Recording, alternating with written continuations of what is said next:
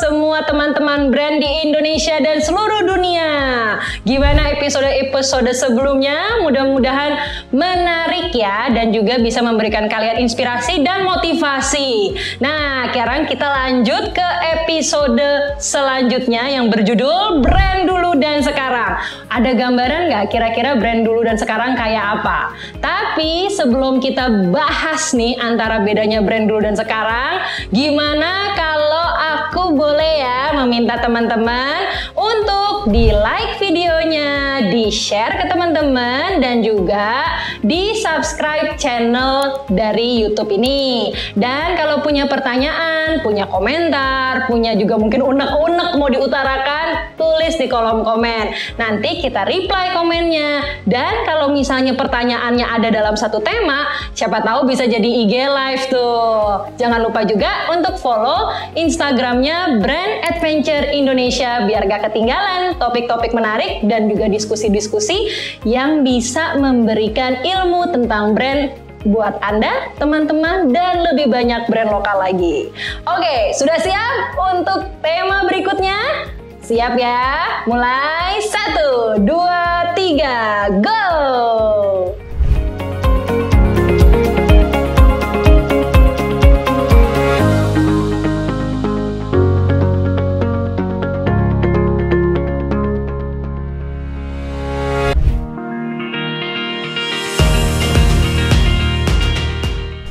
Pernah bertanya-tanya nggak teman-teman, bedanya brand dulu dan sekarang? Kemasannya mungkin beda, terus mungkin juga gaya bahasanya mungkin beda. Atau mungkin teman-teman di sini langsung kirim komen, ya beda lah, zaman sekarang kan sosial media di mana-mana, zaman dulu kan pakai billboard gitu misalnya ya. Nah, ke semua itu ada benarnya, karena di ilmu brand nggak ada yang paling benar dan nggak ada yang paling salah. Ini aja beda, sama tadi opening, kemasannya beda lagi. Brand lokal kita banyak ya. Nah, tapi kalau aku boleh bandingin, ini pakai penelitiannya Grand 2011 di bukunya The Brand Innovation Manifesto.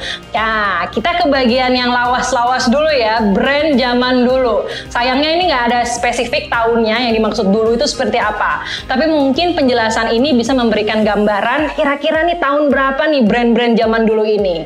Nomor 1. Brand zaman dulu itu fokusnya kepada yang disampaikan.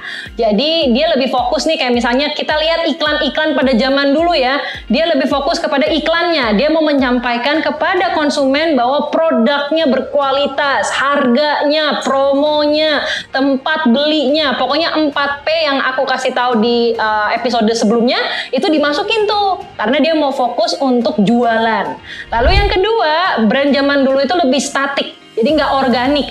Dia belum menerima masukan-masukan dari konsumen. Brand zaman dulu itu lebih mengikuti apa yang mereka pikirkan, ini loh yang terbaik buat konsumen. Padahal kan kita harusnya sudah mulai bisa co-creating dengan konsumen. Kemudian brand zaman dulu itu lebih banyak bicara. Jadi pada zaman dulu brand itu di radio, di televisi, di koran, di majalah, dia lebih banyak menyuarakan apa yang tadi menjadi pesan mereka. Lalu brand zaman dulu itu lebih fokus kepada penampilan dan rasa.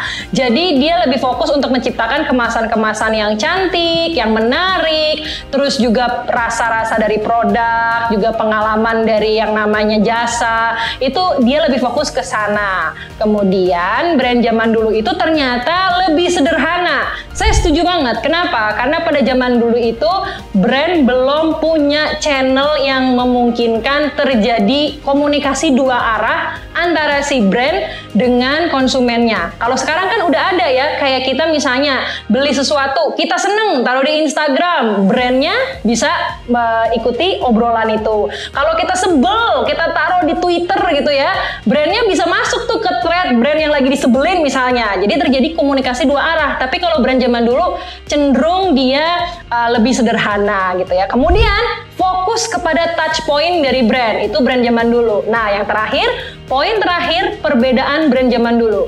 Zaman dulu, brand itu fokus kepada target pasar yang spesifik. Misal, kita nih ya, kita pakai, nih ada produk. Produknya lucu deh. Nih ya, produk gula cair. Saya tadi bertanya-tanya nih produk apa gitu kan, ternyata ini gula. Jadi kalau zaman dulu produksi gula cair ini mungkin hanya ditargetkan kepada pasar-pasar tertentu di daerahnya. Padahal sebenarnya produk gula cair ini mungkin bisa ditargetkan ke orang-orang yang gaya hidupnya membutuhkan produk tersebut. Misalnya kayak gitu. Oke, kemudian nih, bedanya brand zaman dulu dan zaman sekarang. Brand zaman sekarang lebih fokus membangun hubungan antara konsumen dan brand. Hubungannya bisa hubungan emosional. Jadi ada hubungan pertemanan, hubungan komunitas, hubungan fans gitu ya. Kalau misalnya kayak personal branding itu komunitas-komunitas pencinta ikon-ikon atau karakter-karakter yang ada di televisi Anda, di sosial media Anda itu punya fansnya sendiri-sendiri. Misalnya seperti itu. Nah, zaman dulu itu jarang yang ada brand-brand yang mau merawat hubungan itu, tapi zaman sekarang mereka lah yang menjadi garda depannya dari sebuah brand, makanya dirawat nih hubungannya. Jadi nggak cuma fokus untuk menciptakan hubungannya saja, tapi mereka juga berpikir bagaimana membangun silaturahmi yang juga akan lebih awet daripada sebelumnya, seperti itu. Lalu brand zaman sekarang itu akhirnya percaya kekuatan yang namanya komunitas. Sebutkan brand-brand lokal dengan komunitas-komunitasnya. Bisa ditulis di kolom komen. Aku penasaran nih soalnya brand-brand lokal kita komunitasnya apa saja. Misalnya pecinta produk-produk yang ada di sini mungkin ada komunitasnya, dan juga brand-brand yang misalnya produk sepatu, kopi itu kan pasti ada ya komunitasnya.